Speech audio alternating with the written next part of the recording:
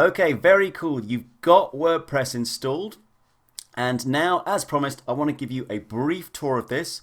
You are going to become very familiar with this as we go on.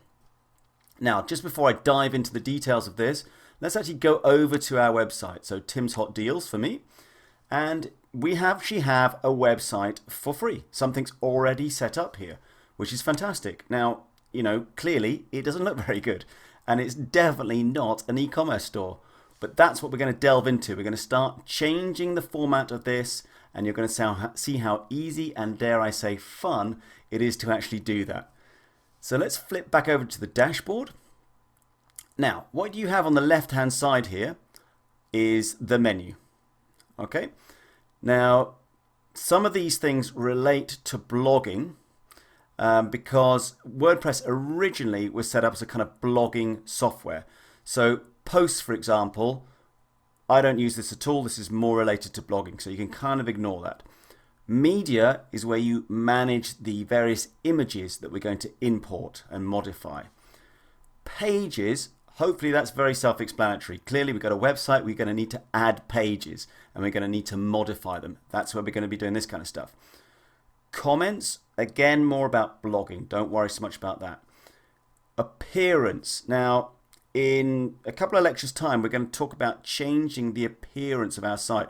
WordPress is enormously powerful in its ability to add themes, what they call themes. So if you like, it's like changing the look of your shop window. And there are thousands and thousands of completely free themes. And I'm going to show you how to install the best one. I'll come back to plugins in a sec.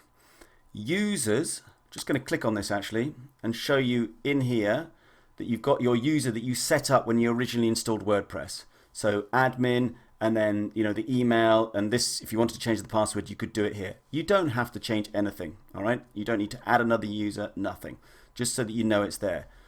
Tools and settings, again, don't worry about it. We're not going to get into that at the moment, and we will hardly touch that during the course of this course. So going back to plugins, now plugins is a major part of WordPress because what you have is kind of like a basic piece of software here. As you've seen, the site itself is very basic. So the analogy is a bit like when you buy your smartphone, for example, it's quite basic in its functionality. You can make calls, you can send texts.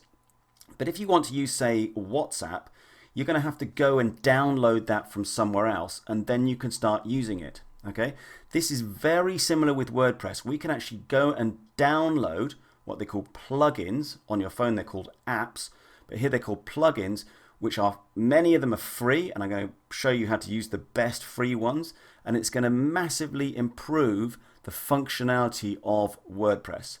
Now, the very first plugin we're going to dive into is called WooCommerce.